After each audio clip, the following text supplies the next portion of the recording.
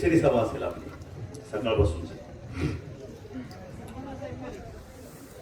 आज या जवळ्यामध्ये बऱ्याच लोकांनी अगदी ज्याला जीवाचा कान करणे म्हणतो ऐकायचं प्रत्येकाला. आमदार साहेब काय बोलताय, उत्सुकता फार मोठी आहे. आणि मग काही नाही, माझ्या आसपास सुद्धा असतील, मोबाईल मी चालू ठेवले असतील, ऐकावर का साहेब काय बोलताय. ह्या लोकांनाही कळत नाही. परत परत सांगावं असं वाटतं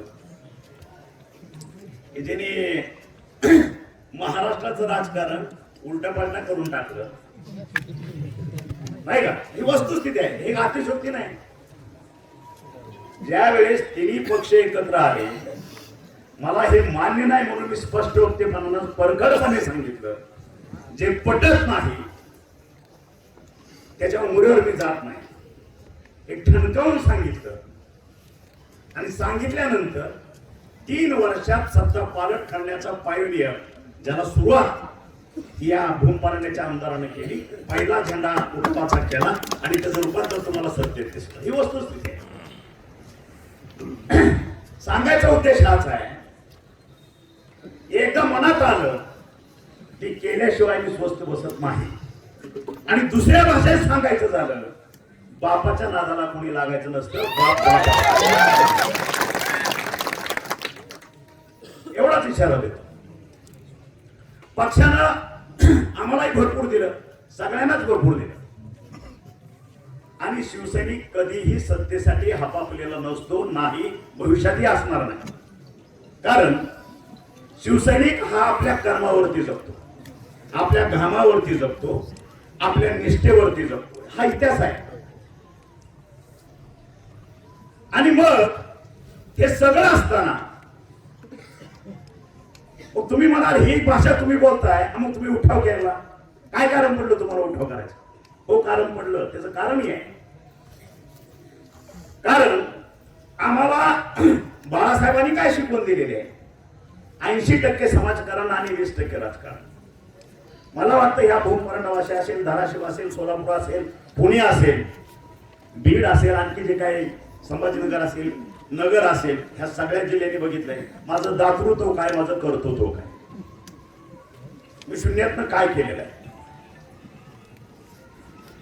हे करत असताना 80% समाजकारणाची धुरा आम्ही घेऊन जात असताना 20%च फक्त राजकारण त्याच्यामध्ये येत होतं. 80%च्या मध्ये काय काय आलं, थोडी आठवण करून देतो तुम्हाला. माझा राजकारणाचा काही संबंधही नव्हता त्यावेळेस पासून. अण्णा तुम्ही बघितलं असेल, 2011ला आपण पहिल्या ॲम्ब्युलन्स दिल्या. माझा काय संबंध होता, मी आलो होतो, ॲम्ब्युलन्स कोणी पाठवल्या, मी पाठवल्या. त्यावेळी आमचे तत्कालीन पक्षप्रमुख उद्धव साहेबांच्या हस्ते आपण त्या ॲम्ब्युलन्स त्या धाराशिव अख्ख्या जिल्ह्याला 11 ॲम्ब्युलन्स मी दिल्या. नंतर दुर्दैव आपलं की दुष्काळ पडला. दुष्काळमध्ये आपल्या भूमपरांडावासी असेल, खाली कळम असेल, धाराशिव असेल, ज्या ज्या ठिकाणी चारा छावण्या होत्या त्या ठिकाणी मोफत चारा पुरवण्याचं काम हे आपण माध्यमातून केलं. त्याच्यानंतर पाण्याच्या टाक्या, 2-2 हजार लिटरच्या पाण्याच्या टाक्या, जवळपास 2.5 ते 3 हजार पाण्याच्या टाक्या आपण आपल्या जिल्ह्यामध्ये पुरवल्या.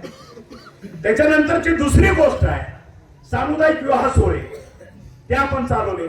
जवळपास 6 ते 7 हजार जोडप्यांचे विवाह आपण आपल्या भैरवनाथ शुगरच्या माध्यमातून त्या ठिकाणी मदत करण्याचा छोटासा प्रयत्न केला. आणि नुसतं विवाह अक्षता टाकायचं काम केलं नाही, त्या कुटुंबाला त्याचा रोजगार उपलब्ध करून त्याला पोटापाण्याला लावण्याचं काम, तिची चूल पेटवण्याचं काम ह्या तानाजी सावंतने केलं. हे वास्तव आहे. आणि मग पुन्हा बुद्धिभेद स्वर्गीय तात्याच्या माध्यमातून तात्याने मला विनंती केली की साहेब आपला कारखाना झालाय, सगळा झालाय, कुठला तरी एक मुद्दे द्या तुम्ही, आपण आपल्या ह्याच्यात माझ्या जोडीला द्या, म्हणजे माझंही काम बघेल, त्याचंही काम बघेल, आपल्याला पुढं राजकारण शिवसेना वाढवता येईल जिल्ह्यामध्ये. आणि मग गुरु राखायच्या वेळी मी एकाला इथं पाठवलं, मला तात्या तुमच्या डोक्याला डोकं लागेल, घेऊन जावा, बघू काय करायचं. सुरुवात झाली त्यावेळेस तिथल्या मूळ शिवसैनिकावरती अन्याय झाला. अण्णासारख्या माणसाला आणखी कोणी जे काय आपली लोक होती यांना मागं बसावं लागलं आणि तात्यानं तो सगळा अन्याय सगळं काही सहन करून आपल्या लोकांना समजावून या ठिकाणी अर्थ बांधकाम सभापती हे आपल्या जिल्ह्यामध्ये आम्ही पहिलं पद दिलं. त्यावेळेस काही एकमत होतं कोणाचे? एकमत होतं का आमचं की जीवाभावाची लोक हे शिवसैनिक, हाडाचे शिवसैनिक, रक्तमासाचे शिवसैनिक आपल्याकडे येतोय, ठीक आहे, त्याचं स्वागत असते आणलं, पचवलं दुःख, गेलं पुढं. एकदा झालं, दुसऱ्या वेळेसही झालं. आपण पद दिली, प्रतिष्ठा दिली, सगळं काही दिलं आणि आज हे सगळं करत असताना पुन्हा जुन्या जाणत्या नेत्याच्या विरोधात काहीतरी भाष्य करणं, कुटुंबाविषयी काहीतरी भाष्य करणं, शिवसेनेविषयी काहीतरी भाष्य करणं. मी कार्यकर्त्याला न्याय देण्यासाठी मग मी दाढ्या करायला उभा आहे का? कार्यकर्त्याला न्याय देण्यासाठीच मी आहे ना. अख्खा महाराष्ट्र असे न बघतोय. जे जे माझ्या डोक्यात आहे त्या गोष्टी देश पातळीवरती राबवल्या जातात. हा तानाजी सावंत, माझ्याकडनं कार्यकर्त्याला इथं न्याय मिळत नाही म्हणून स्वतः उभा राहून आणि आसपासची जर चार गुत्तेदारी, चार टाळकी बघितली, कुठेतरी स्वतःच्या स्वार्थासाठी बुद्धिभेद करणं, मनात विष कालवणं आणि त्या पद्धतीनं शिवसैनिकाचं नुकसान करणं ही भूमिका घेऊन ते आज चाललेले आहे. आणि माझा शिवसैनिक अशाला कुठेही बळी पडणार नाही याची खात्री मला आहे, याची ग्वाही मला आहे. मी फारसं बोलत जात नाही. आम्ही काय काय केलं आम्हाला तुम्हाला माहित नाही. आता आम्ही काय काय केलं माहित नाही. आता म्हणून थोडं मला हे आश्चर्य वाटलं. मला सही येते की नाही हे बी मला माहित नाही. मी अंटे बहादूर आहे का हे बी मला कळलं. लय शिकलो मी ह्यांच्याकडं. कारखान्याचं ड्रॉइंग डिझाईन ह्यांच्याकडे घेतलं का? यांना लय येत होतं, चोरून घेतलं ह्यांचं. काय केलं? ह्यांच्या नावावर कर्ज काढून मी माझी घरं भरली का? ह्यांच्या बुद्धिमत्तेचा वापर करून मी कोट्यवधी रुपये कमवले का? यांची बुद्धी अपार होती. अमेरिकेचा ट्रम्प सुद्धा कमी पडत होता.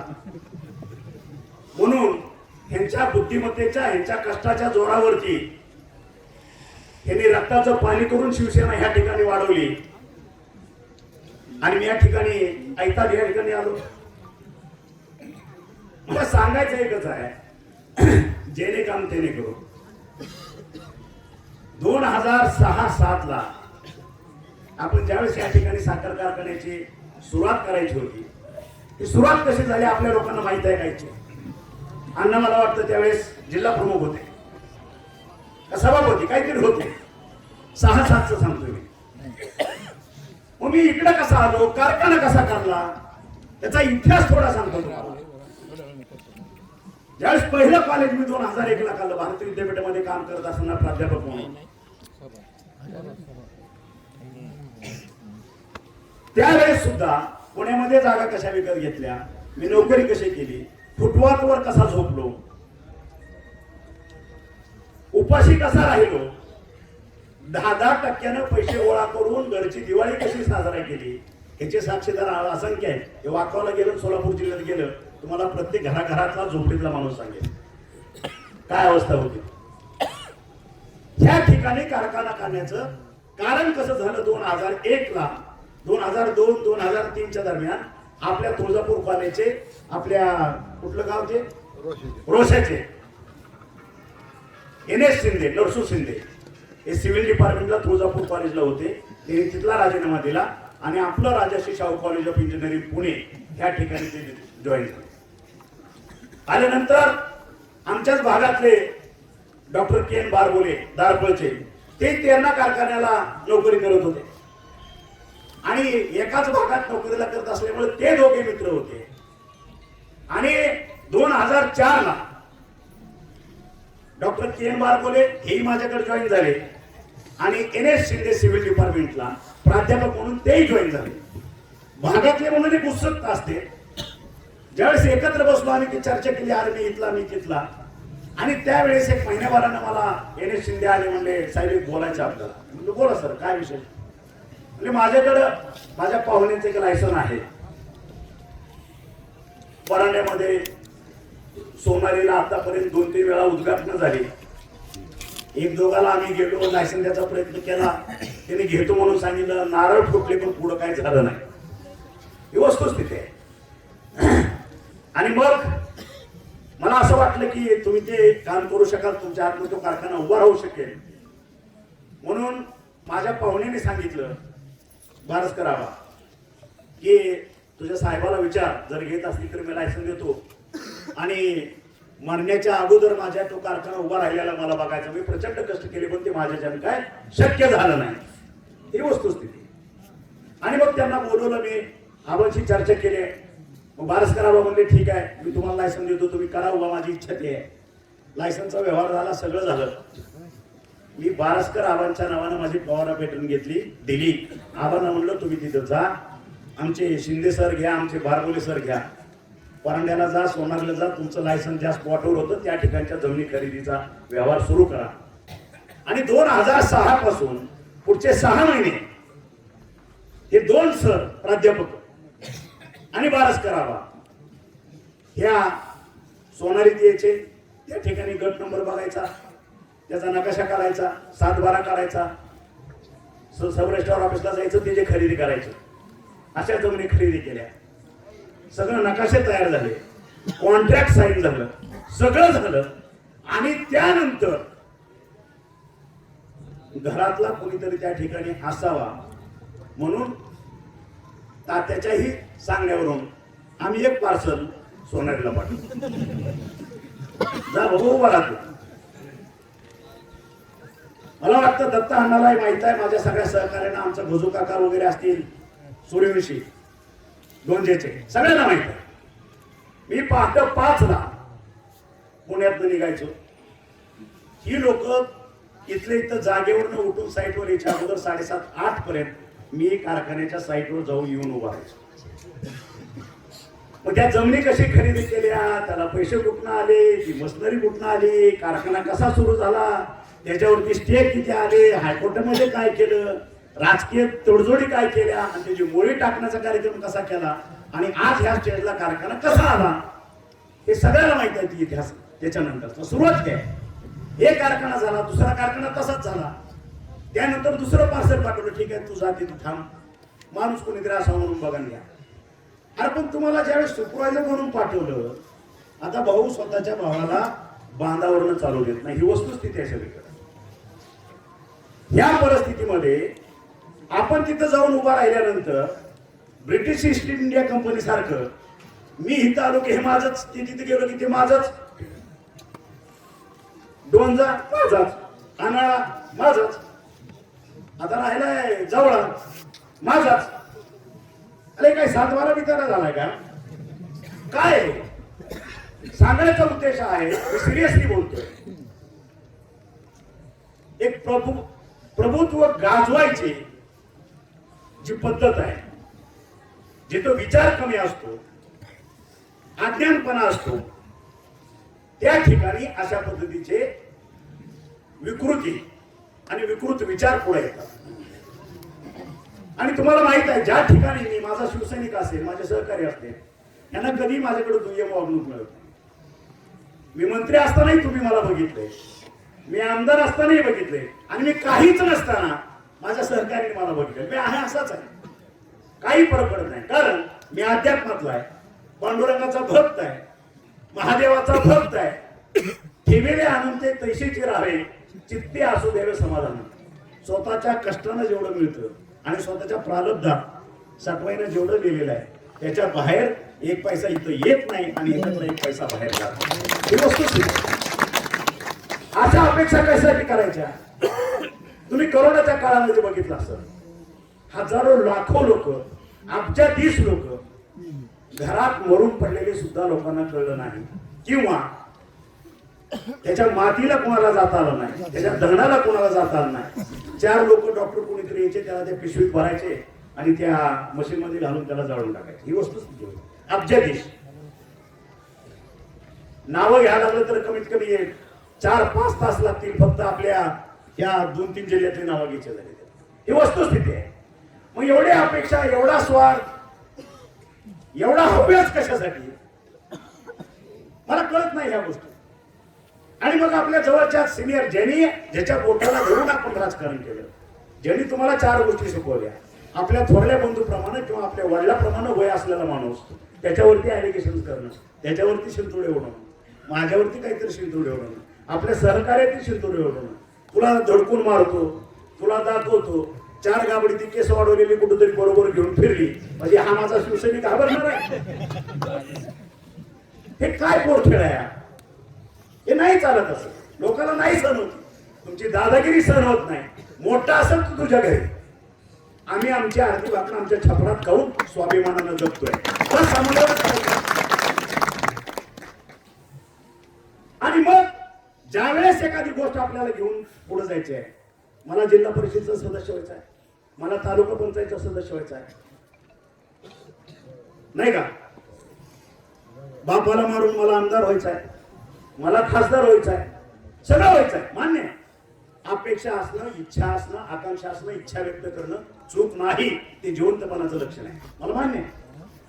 पण मला हे का व्हायचं आहे, मला कशासाठी हे सगळं पाहिजे याचा विचार होणार.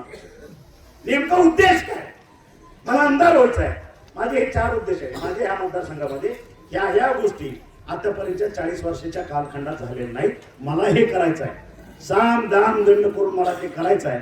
भले मी माझ्या रक्ताचं पाणी करेन, पण मला ह्या 4 गोष्टी करायच्या आहेत, म्हणून मला आमदार व्हायचं. मला जिल्हा परिषद सदस्य ह्याच्यासाठी व्हायचं आहे. मग आम्ही दिलं ना तुम्हाला, दिलं नाही, स्वतः होऊन दिलं. काय दिवे लावले सगळ्यांनीच बघितलं. आज कार्यकर्ता दुखवला, माझा शिवसैनिक दुखवला. आणि मी हमेशा सांगायचो मंत्री असताना, मला फक्त आडत्याचं काम द्या, मी टका भरून इथं विकास निधी आणून टाकतो. वाढप्याचं काम देऊ नका, तुम्ही वाढपी व्हा. कुणाच्या ताटात कमी, कुणाच्या ताटात जास्त टाकू नका. सर्व समान सगळ्या तालुक्याला, आपल्या सगळ्या भूपरांवासीमध्ये मिळालं पाहिजे. सर्व कार्यकर्ते सुखी झाले पाहिजे. हा एकच ध्यास होता. 1000 वेळा नव्हे, लाखो वेळा मी या सगळ्यांना सांगितलं. आणि त्यावेळेस एकही कार्यकर्ता जीभ उचलत नव्हता. भीती होती, दडकून मारते, दाब देते, दम देते, डोळे वटारते. आज तुम्ही शिवसैनिक आहात, बाळासाहेबांचे शिवसैनिक आहात. असे डोळे वटारण्याला, धमक्याला घाबरणारा शिवसैनिक आहे का? नाही. आणि म्हणून अन्याय झाल्यानंतर जर कोणी सांगत असेल, अन्याय करणारा जेवढा दोष आहे तेवढा अन्याय सहन करणारा सुद्धा दोष आहे, हे मानणारा मी. आणि म्हणून विकासाच्या बाबतीत, निधीच्या बाबतीत मी कुठेही कमी पडलो नाही. आणि ज्या वेळेस विकास निधी शासनाकडे एखादं काम होत नसेल तर ते सो खर्चानं, सो कष्टानं त्या ठिकाणी करून कार्यकर्त्याला न्याय देण्याचं काम हे माझ्या माध्यमातून मी केलेलं आहे. आणि त्याचे साक्षीदार माझे सगळे शिवसैनिक. चुकीचं असेल तर सांगा, स्पष्ट सांगा, साहेब तुम्ही चुकीचं बोलताय, काय केलं तुम्ही, काय केलं? ज्या वेळेस इतका 2000 कोटीचा निधी आपल्या भूमपरांडावाशीमध्ये आणला, काय यातना असतात, काय त्रास असतो, हे तिथं खुर्चीत बसल्यावरच कळतं. आणला निधी, सगळ्याकडे दिला, कुणाच्या चहाच्या कपात सुद्धा बिंदा झालेला नाही. आणि सगळं असताना ज्यावेळेस विधानसभेला आपण पुढे केलो 2024ला, त्यावेळेस फक्त 1500 मतांना आलो. त्याची खंत त्यावेळेस मी होती, आजही आहे. आणि हे पुसून काढायचं काम, तिचे एक सुवर्ण संधी तुम्हाला आज ह्या जिल्हा परिषदेच्या माध्यमातून आले. माझं दुःख जर हलकं करायचं असेल, बाकीच्या गोष्टीला मी फारशी किंमत देत नाही. कुठलं दुःख आहे, खंत कुठले आहे, एक टोचणी बोचणी ज्याला म्हणतो, कुठले आहे की एवढं काम केल्यानंतर महाराष्ट्राची निर्मिती झाल्यापासून आतापर्यंत जेवढा निधी आला नाही तेवढा त्या तुमच्या सहकार्याने, तुमच्या आशीर्वादानं मला संधी दिल्यामुळं मी 2000 कोटी निधी आपल्या भूमपराणामध्ये आणू शकलो, तुमच्या विकासासाठी आणू शकलो. आज ध्यानात घ्या, साधी गोष्ट आहे, पाण्याची अवस्था काय होती. शिवजल क्रांती आपण ह्या ठिकाणी केली. तुमचा हिंगणगावचा तो डोंगर स्वखर्चानं फोडला, तो कॅनॉल फोडून पाणी आपण ह्या ठिकाणी दुष्काळात आपल्या चालणी तलावात आणलं. कुणी डेअरिंग केलं होतं? केलं ना डेअरिंग. कोणासाठी केलं? माझे काही 2000 एकर बागायत होती, इथं आलं ना तुमच्यासाठी. 1-2 जणांनी धमक्या दिल्या, पोलीस केस केली. म्हणलं कर, काय करायचं, कारण हे पाणी माझे या ठिकाणची जनावरं, माझे गोटे सगळे, इथं शेतकरी, पिण्याचं पाणी सगळ्यासाठी इथे काय बागायतासाठी नाही वापरलेलं आम्ही. शिवजन क्रांती स्वखर्चाने केली. 700-800 किलोमीटरचं काम घोगरे सरांच्या माध्यमातून आपण पूर्ण तिन्ही तालुक्यात, नंतर कळंबा, नंतर धाराशिवला सुद्धा काम केलं. हेच काम मी यवतमाळला सुद्धा केलं. हे वास्तव आहे. मग ह्या पद्धतीचं काम चालू असताना मग अडचण कुठं आली? मग 1,500 मतावर कसं काय आपण आलो? हे जे कारण काय, याचं आत्मचिंतन करणं गरजेचं आहे. ती बोचणी होती म्हणून 5-6 महिने मी फिरकलोही नाही आपल्याला हे करायचं राजकारण. कारण राजकारण करणे, सोमग्न होणे ह्या पठडीतला मी नाही. मी प्राध्यापक माणूस आहे. काय करायचं आणि काय करायचं नाही ही दिशा ठरलेली आहे. कोणी काहीतरी सांगितलं म्हणून वाहत गेलो, किंवा कोणी काहीतरी भीती घातली म्हणून मी थांबलो, किंवा कोणीतरी काहीतरी आपल्याला चावी दिली म्हणून पळालो, हे कधीच होणार नाही. अभ्यासू वृत्ती असते. अभ्यासू माणसं ऐकावे जनाचे, करावे म्हणायचे, ह्या पद्धतीने चालत असतात. आज ही 2001ला 140 विद्यार्थ्यापासून सुरू केलेली संस्था, सो कष्टानं उभं केलेली संस्था, आज 15-20 हजार स्टाफ त्या ठिकाणी काम करतो. 70,000 विद्यार्थी आपले त्या ठिकाणी शिकतायत. जवळपास 15 ते 20 हजार विद्यार्थी जगाच्या कानाकोपऱ्यात आज संस्थेचं नाव घेऊन जगतायत. ह्याच्यापेक्षा समाधान काय? ही वृत्ती आहे काम करण्याची. आणि येत्या 6 महिन्यामध्ये 1000 बेडचं हॉस्पिटल आपलं पुण्याला तयार व्हायला लागलं. कोणासाठी? माझ्या एकट्यासाठी करायचं मला हे.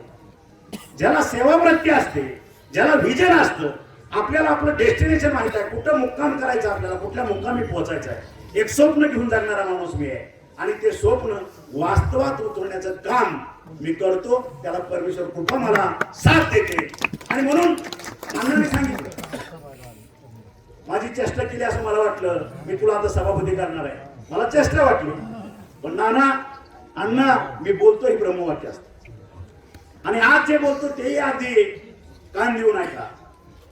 2017ला सुद्धा 11 जिल्हा परिषद सदस्याच्या जीवावरती आपण जिल्हा परिषदेचा अध्यक्ष शिवसेनेचा करण्यासाठी निघालो होतो. त्याला यश आलं होतं. जिल्हा परिषद अध्यक्ष आमच्या सुरेश भाऊ कांबळेच्या भाऊजाई यांचं नाव फायनल झालं. काही लोकांनी सत्कार केले. आता उद्या जाऊन आपल्याला तिथं बहुमत सिद्ध करायचं आणि शपथ घ्यायची आहे. मग अण्णांनी सांगितलं, 4 लोक आपल्यातलीच उमरगा लाहोऱ्याची फितूर झाली आणि निघून गेली, आणि तो आपलं स्वप्न अधुरं राहिलं. पण मी अण्णा तुम्हाला बोललो होतो त्यावेळेस, मी हे करून दाखवणार. मग परमेश्वराचे फासे कसे पडतात, लीला कशी असते, ते स्वप्न 2020ला अस्तित्वात आलं. ते साध्य झालं. आज पुन्हा सांगतो, ज्या पद्धतीने आपलं धाराशिव जिल्ह्याचं राजकारण चाललेलं आहे, प्रत्येकाला असं आहे, मीच असलो पाहिजे, मीच ह्या ठिकाणी गेलं पाहिजे, मी असलं पाहिजे, मी, अहंकार, हे परमेश्वराला कधी चालत. आणि म्हणून सत्तेसाठी, खुर्चीसाठी वाटेल ते आणि वाटेल त्या टोकाला जाण्याची भूमिका हेही नियती मान्य करत नाही. आणि म्हणून परत सांगतो, जे मला सेन्स होतंय ते तुम्ही सर्वजण माझ्या कुटुंबातले आहात. तुमच्याशी हे भाषणबाजी नाही, ही चर्चा आहे, कुटुंबातली चर्चा आहे. 7ला मतदान झाल्यानंतर 9 फेब्रुवारीला तुम्हाला दिसेल पुढच्या 1-2 दिवसामध्ये की धाराशिवच्या जिल्हा परिषदेवरती भगवा धनुष्यबाणाचाच अध्यक्ष झाला. त्याच्यात तुम्हाला आश्चर्य वाटायचं काय कारण आहे त्यावेळेस? कारण ती किमया आहे. त्याच्यासाठी जे हे लागतं, ताकद इथं लागते. विशाल नानांनी सांगितली, ही ताकद आणि ही ताकद मिळलं की काय होतं चमत्कार. पण नाना, माझ्याकडे हे प्रचंड आहे, ह्याची काय मला गॅरंटी नाही. हे आहे, हे करून दाखवलंय, तुम्ही बघितलंय, अनुभवलंय. आणि म्हणून मला जे 9 तारखेला दिसतंय, मला जे 10 तारखेला दिसतंय, मला जे 11 तारखेला दिसतंय फेब्रुवारीला, त्या ठिकाणी त्या खुर्चीवरती आकाशानं सुद्धा महिला ओपन आरक्षण पाडून आपल्या घरात येण्यासाठी ज्यांनी ज्यांनी चंग बांधलाय त्यांच्या स्वप्नावरती पाणी फिरल्याशिवाय राहणार नाही. आणि त्या ठिकाणी धनुष्यबाणाचाच जेडपीचा अध्यक्ष बसवण्याचं स्वप्न मी बघतोय. आणि नुसतं स्वप्न बघत आभासी जगात जगणार हा तानाजी सावंत नाही. आपले स्वप्न कृतीत उतरवणं, वास्तवात आणणं आणि तसा इतिहास आहे. आणि म्हणून छाती डोकून सांगतोय, या येत्या 7 तारखेला आपल्यातनं 13च्या 13 अधिक 26 एकही डोकं तिथं कमी पडता कामा नये. एवढे जिल्हा परिषद सदस्य आपल्याला निवडून द्यायचे. 13 खालचे 26. तालुका पंचायत ही सर्वसामान्यांची कामं ही सभापतीपर्यंत, व्हिडिओ पर्यंत, तहसील पर्यंत असतात. जिल्हा परिषदच्या माध्यमातून शासनाचा येणारा निधी, त्याची कामं, घरकुलं वगैरे हे त्या माध्यमातून येतात. आणि त्या पद्धतीने आपल्या सर्वसामान्यांचं जीवनमान, सुख, शांती सगळं करण्यासाठी आपल्याला परत एकदा त्या दिशेने टाकायचं आहे. आणि जी माझी सर मागाशी मी बोलून दाखवली आहे, 1,500 मतं न अख्ख्या तिन्ही तालुक्यातनं आमदार म्हणून तुम्ही निवडून दिलं. हे कुणाच्या जीवावर आलो मी? हे तुमच्या जीवावर आलो. माझा कडवा शिवसैनिक, जे अण्णांनी मागाशी सांगितलं, आमचा शिवसैनिक फाटका आहे, पण तो स्वाभिमानानं जगतो, लाचार नाही. एक एक शिवसैनिक अशाच त्यावेळेस सुद्धा धमक्या आल्या, सगळं झालं, लोक हरत होते. लोकसभेला 82,000 मताचं लीड आहे. आम्ही कमीत कमी 40,000 मतांनी ह्या ठिकाणी निवडून येणार, ह्यांना दाखवू, ही भाषा होती. हे सगळ्यांनी ऐकलं. पण माझा शिवसैनिक त्यानं विचलित झाला नाही. आज आभासी जगात जगणारी लोक, आलं का लक्षात, घरात फूट पाडून त्याच्याबरोबर कुठेतरी चौघांनी फिरून सांगायचं, साहेब आपलं असं होतं बरं का, तर तुम्ही चिंताच करू नका. स्वतःची खळगी भरण्यासाठी, स्वतःचे खिसे भरण्यापुरते ही 4 दिवस लोक दिसतील. ही कधी उडून जातील ही कळणारी नाही. हीच लोक विधानसभेला आज खिसे भरण्यासाठी वेगळं बोलायचे आणि केबिन मधनं बाहेर आले की कार्यकर्त्याला सांगायचे, अरे काय शक्य, कसं घर आहे, 80,000चा 82,000चा लीड आहे, तुमचं शक्य आहे का? साहेबाला कोणी सांगायचं? तुम्ही शांत राहा, समोरचा निवडून आला तर तुम्हाला इंगा दाखवल, नका त्याच्या नादाला लोक, आपलं शांत राहा, कुणाचा वाईटपणा घ्यायचा नाही. ह्या लोकांची वाक्य आहेत.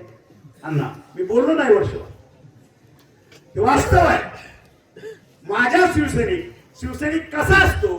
शिवाजी महाराजांचे मावळे मुठभरच होते, पण मोगलांच्या आलेल्या हजारोच्या लाखोच्या फौजा ह्या मुठभर लोकांनी पळून लावल्या, त्यांची धुमधाम केली. तो हा माझा कडवा शिवसैनिक आहे, बाळासाहेब ठाकरेचा शिवसैनिक. त्यांनी 2024ला त्या पद्धतीनं हा गड राखला. तो कोणाचा 50चा लीड असेल, कोणाचा 20चा असेल, कोणाचा 30चा असेल. आमच्या ताईच्या अंगावरती लोक गेली होती मारायला. आमचा बापू, हे घरातली लोक आहेत, नाना असेल, बापू असेल. आज माझ्यावर नाराज असते, आम्हाला तिकीट नाही दिलं. साहेब आम्ही तुमच्या जवळचे, सगळं ठीक आहे. घरातल्या लोकांनी रुसायचं नसतं, फुगायचं नसतं, मागायचं नसतं. कारण बापाची नजर ही सगळ्यावर असते. कुठल्याही आपल्या लेकराला तो उपाशी ठेवत नसतो, कुणाला त्याची नाचक्की किंवा त्याची प्रतारणा होऊ देत नसतो. बाप असतो, परत येत असतो. हे ध्यानात ठेवायचं. आणि ज्याच्यावरती अन्याय झाला, मी एवढं कष्ट केलं, मला काहीच मिळालं नाही, असं होऊच शकत नाही. माझ्या राजवट तरी होणारच नाही, हे लक्षात ठेवा.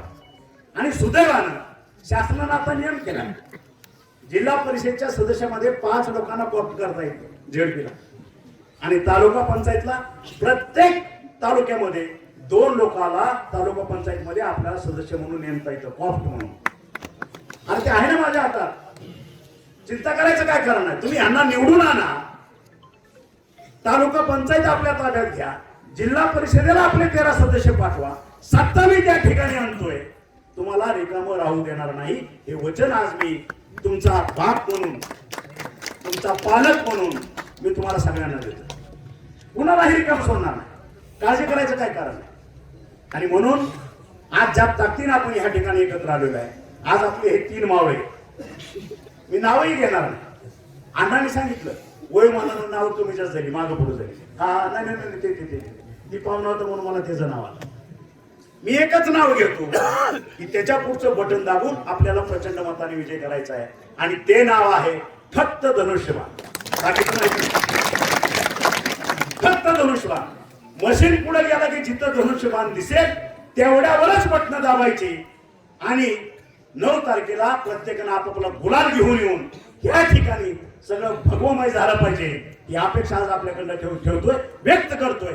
जी अपेक्षा माझी 2024 ला पूर्ण झाली नाही, ती सहल आहे आजही. कारण एवढं काम केल्यानंतर कमीत कमी 50-60 हजार मतांना आपण विजयी व्हायला पाहिजे होतं. ते झालं नाही. दुर्दैव असेल, आपलं प्रारब्ध असेल, काहीतरी चूक असेल, माझ्या हातनं काहीतरी पाप घडला असेल असं मानणारे पैकी मी. आणि म्हणून ती सहल भरून काढण्याची जबाबदारी आज मी शपथ देतोय तुम्हाला बाळासाहेबांची, आज शपथ देतोय तुम्हाला मी भगव्याची, की आपल्याला ती सहल ह्या जिल्हा परिषदच्या माध्यमातून कुठेतरी मोडून काढायची आहे. आणि तिथून त्याच्यावरती आज प्रत्येक उमेदवार माझा हा 4 ते 5 हजार मताच्या फरकानं समोरच्यावरती विजयी पताका फडकून ह्या ठिकाणी जिल्हा परिषदेमध्ये गेला पाहिजे, तालुका पंचायत मध्ये गेला पाहिजे. एवढं आज तुम्हाला शपथ देतोय आणि मी माझे 2 शब्द संपवतोय. जय हिंद, जय महाराष्ट्र.